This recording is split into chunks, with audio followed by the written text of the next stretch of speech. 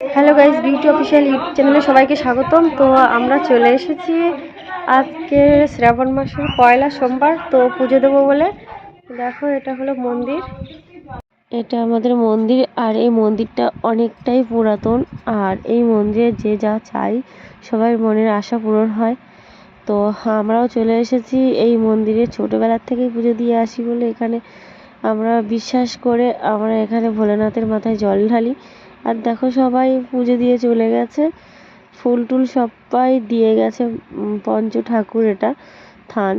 তো সবাই পুজো দিয়ে চলে গেছে, আর আমরা ভেতরটা দেখাবো। এই দেখো, সবাই লাফছে একে একে।